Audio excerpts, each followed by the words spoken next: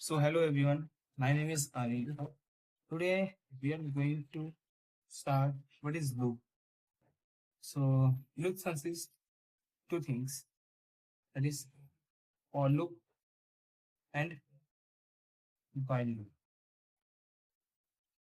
In for loop, there is basic syntax is written like this. For initialization, condition and updation. Body where work is done and return 0. In this way, where the for loop syntax is written, it consists three things important. First of all, initialization means from where loops will start. For example, if the loop is start from 1, initialization consists from where loop is start from. For example, I equals to 1. And second part is condition. It generally means that we need to check if the condition is true, then the loop will execute, and if the condition is wrong, then the loop will not execute. So it basically tells to check the loop will execute or not. Okay, and the third is updation. Initialization, condition and updation. Updation means to update the value of initialization. Okay, these three things are important for the for loop syntax. And now the body where you want to work the body it consists what you have to print or not. Okay, and then it will then return 0 and loop will end. Okay, take an example of printing numbers from 1 to 10. How can you do that? One of the simple approach is to print every number like this: int main,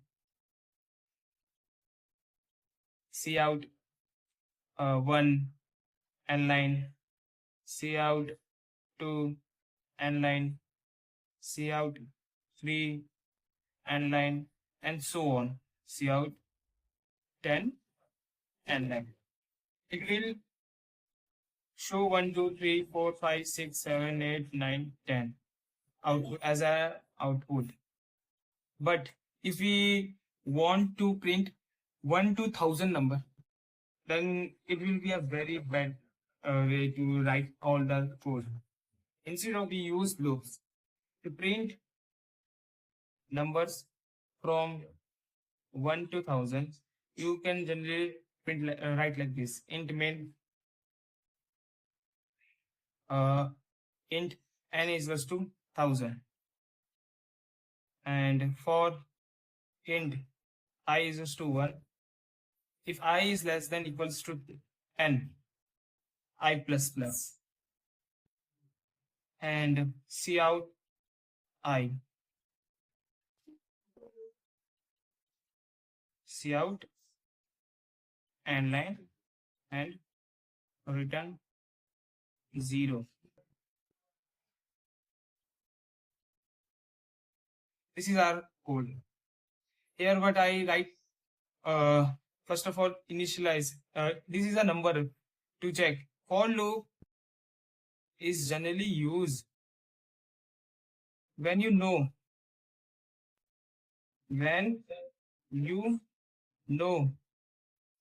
where to stop. Means you have the target value that after touching this target value, the loop will start. The loop will stop. Okay. So n is the input value from the user. Like I am putting here 1000. Okay. So to start our loop, first of all we initialize the value. So work is then initialization. Initialization I is to 1. Here I start the loop. Second is condition, checking the condition. What I written, I is less than equals to n. N what is n? N is 1000. So 1 is less than 1000? Yes. So the work will done. Means it's true. Then the loop will start. I is equals to 1. What I have to print? I. What is I? I is 1. 1 will print. And then this updation. Third is updation. Updation what is? Updation is update the value of initialization. So what is written? I plus plus. It means I is equal to I plus 1. So what is the value of I? I is 1. So 1 plus 1, I is equal to 2 now. Now I is 2.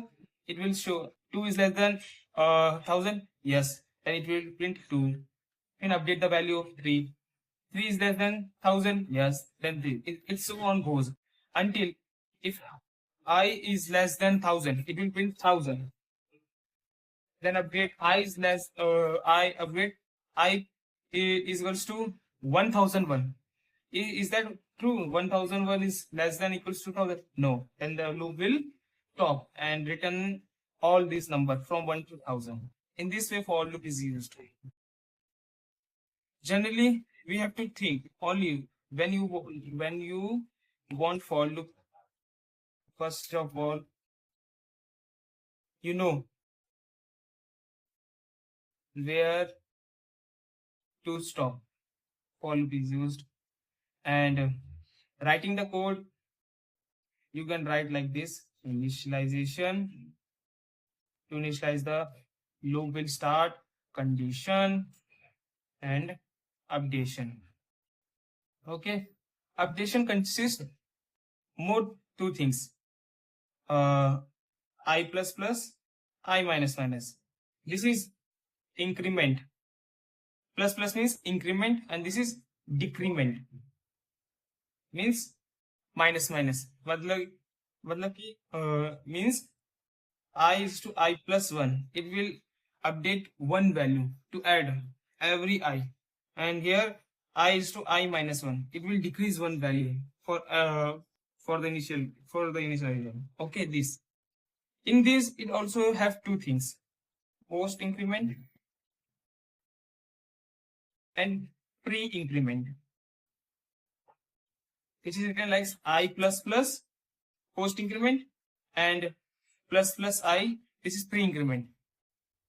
It simply means first of all you need to do work, then update the value, and second is update the value and then work is done. Okay. Similarly, it is written for increment. It is written like this: for decrement, post decrement, and pre decrement. It is written like I minus minus minus minus I. Work is done. Update the value and update the value. Work is done. Okay. This is all about for loop. Now for while loop. For while loop, it simply means when you know, when you don't know where the loop will stop. Simply, if you don't know where the loop will start, while loop is used. For loop means used when you know the target value, the loop will stop. But for while loop, you don't know where the loop will stop. So and this is used.